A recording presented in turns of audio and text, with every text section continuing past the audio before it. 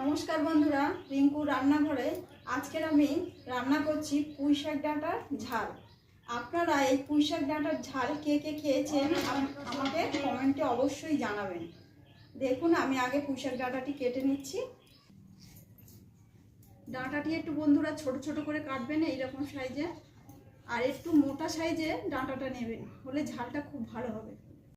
দেখুন বন্ধুরা, আমার এই পুঁইশাক ডাঁটাটি কাটা হয়ে গিয়েছে। তো চলুন রান্নাঘরে যাই। বন্ধুরা, চলে এলাম রান্নার কাছে। এবার আমি কড়াতে তেল দিয়ে দিচ্ছি। আমি এখানে ব্যবহার করেছি সাদা তেল, আপনারা পারলে সর্ষের তেল দিয়েও করবেন। এবার আমি ভেজে নেব এই পুঁইশাক ডাঁটাটি।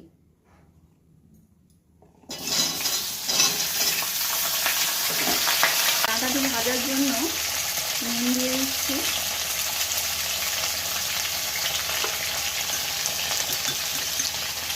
হলুদ গুঁড়ো,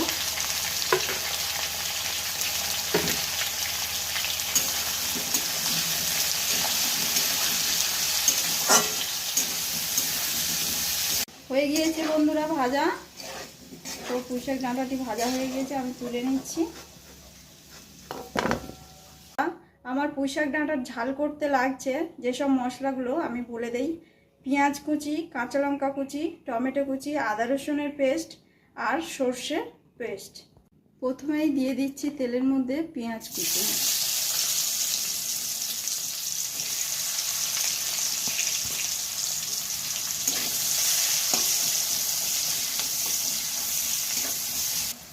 এবার দিয়ে দিলাম কাঁচা লঙ্কা কুচানো,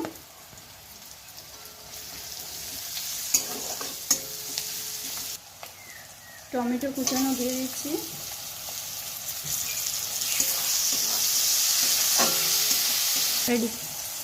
দিয়ে দিচ্ছি আদা রসুনের পেস্টটা,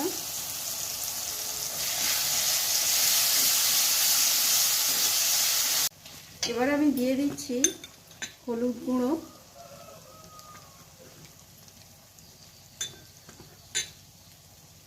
এক চামচ, লঙ্কার গুঁড়ো,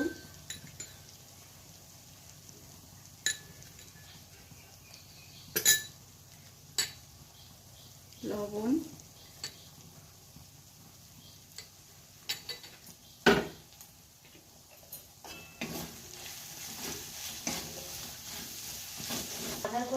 একটু আমি জল দিয়ে দিচ্ছি।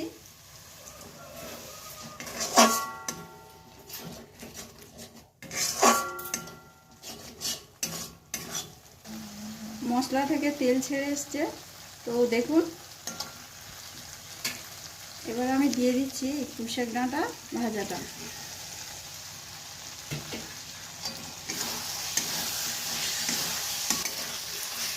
এবার আমি ঢেলে দিচ্ছি জল।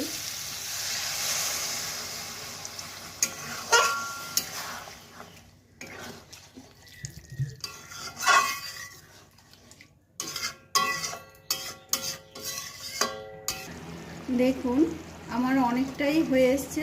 তো এবার আমি সর্ষে বাটাটা দিয়ে দিচ্ছি।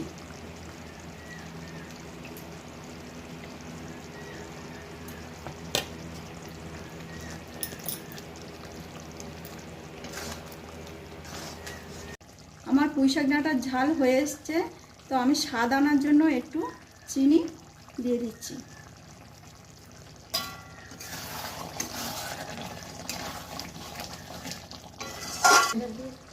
দেখুন বন্ধুরা, আমার ডাঁটার ঝাল হয়ে গিয়েছে। তো আমি এবার গ্যাসটা অফ করে দিচ্ছি, দিয়ে আমি ঢেলে নিচ্ছি।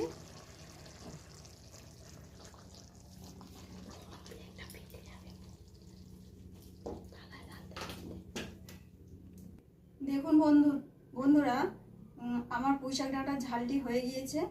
তো আপনারা অবশ্যই বাড়িতে একবার করে খেয়ে দেখবেন। যদি ভালো লাগে তাহলে লাইক, কমেন্ট, শেয়ার আর সাবস্ক্রাইব করবেন আমাকে। আমার ভিডিওটি এই পর্যন্ত আজকে শেষ।